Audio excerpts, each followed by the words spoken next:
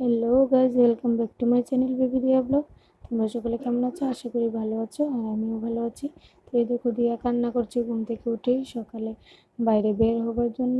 তো ওকে আমি গাড়িতে বসিয়ে উঠে যখন গেলাম, আর ঘুমোইনি। তো উঠে আমি জানালাগুলো খুলে দিয়েছি। তো খোলার পর এখন ভাইও উঠে গেছে। এটা হলো ভাইয়ের রুমের বিছানা। তো ও উঠে গেছে বলে ওর বিছানাটা উঠিয়ে নিচ্ছি। আর আমার বাবার বাড়িতে প্রত্যেক কটা রুমে খাটের সামনে একটা করে জানালা আছে। তো ওইগুলি তো আগে খোলা যায় না ঘুম থেকে ওঠার আগে, কারণ মশারি টাঙানো থাকে। মশা থাকে না, তারপরেও মশারি টাঙিয়েই ঘুমানো হয় যাতে কাউকে মশা না কামড়ায়।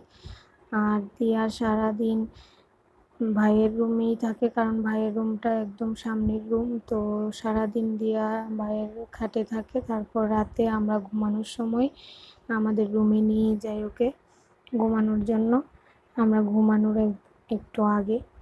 তো বিছানা গোছানো হয়ে গেছে, ভাইয়ের রুমে দিয়ার বিছানাও লাগিয়ে দিয়েছি, কারণ ওকে শোয়াতে হলে আবার বিছানা করতে হবে, তাই আগেই করে নিয়েছি। তো এখন ঘরটা ঝাড় দিয়ে দিচ্ছি। আর এই যে দেখছো, নিম্বু পানির একটা বোতল আমি হাতে নিয়ে রেখেছি। ওটা ভাই কালকে রাতে এনেছিল, একটু খেয়ে রেখে দিয়েছে, পুরোটা রয়েই গেছে, আর খাওয়া হয়নি। ও ভুলে গেছে, প্রচণ্ড ঠান্ডা ছিল তার জন্য খাইনি। তো এখন আমি দিয়ার কাপড়গুলো ধুয়ে দিচ্ছি, কারণ আজকে রৌদ্র নেই, একদম রৌদ্র কম আছে। তো সেই জন্য সকাল সকাল ধুয়ে দিলে একটু তাড়াতাড়ি শুকোবে, কারণ শুকোতে সময় লাগে রৌদ্র না থাকলে। তাই আগে ধুয়ে দিচ্ছি এগুলো। তারপর দিয়াকে আবার খাওয়াতে হবে। প্রথমে একটু খাইয়ে দিয়েছিলাম, দিয়া খেলা করছে।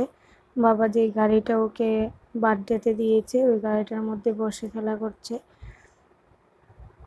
এই পর্যন্ত 2 থেকে 3 বার কাঁটাগুলো একবার উঠিয়েছি, তারপর আবার নেড়ে দিয়েছি, কারণ বৃষ্টি পড়ে একটু পর পর। বৃষ্টি পড়লে এগুলো উঠিয়ে নিই, তারপর আবার রাখি, ছড়িয়ে দিই রৌদ্রতে। এই চলছে।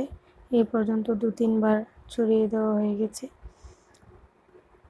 তো এখন বেজে গেছে 10টা, আর আমার খিদে পেয়ে গেছে। তো সেই জন্য আমি ভাবলাম যে ভাত খেয়ে নিই, পরে স্নান করব। দিয়াকে খাইয়ে দিয়েছি, দিয়া খেলা করছে। তো সেই জন্য আমিও খেয়ে নিচ্ছি, কারণ আমার প্রচণ্ড খিদে পেয়ে গেছে। এখন দিয়াকে স্নান করিয়ে দিয়েছি। তো আমি এখনও স্নান করিনি। দিয়াকে স্নান করিয়েই তো ফুটো দিয়ে দিচ্ছি। ওকে ফুটো দেওয়ার সময় ওর হাত পা দেখো কীভাবে নাড়াচাড়া করছে। ওর হাতে কাজলের যে মুখের মুখাটা থাকে, ওটা হাতে দিয়ে দিয়েছি। তো সেই জন্য একটু চুপ করে আছে। হাতগুলো তো ওর একদমই চুপ থাকে না, সারাক্ষণ নড়াচড়া করে, আর ফুটো দেওয়ার সময় আরও বেশি। তো দিয়াকে রেডি করানোর পর তারপর আমি স্নান করব। তো স্নান সেরে দেখা হচ্ছে। তো এখন আমার স্নান হয়ে গেছে। স্নান টান করে এখন আমি বসেছি নেল পলিশ দিতে, কারণ অনেক দিন ধরে আমার হাতে পায়ে নেল পলিশ দেওয়া হয় না। দিয়া হসপিটালে ভর্তি হওয়ার আগে দিয়েছিলাম, তারপরে আর দেওয়া হয়নি, কারণ দিয়ার তো প্রচণ্ড শরীর খারাপ হয়ে গিয়েছিল। তো ভাবলাম যে আজকে নখগুলোও কেটে দিয়েছিলাম। তো এখন আবার একটু একটু বড় হয়েছে।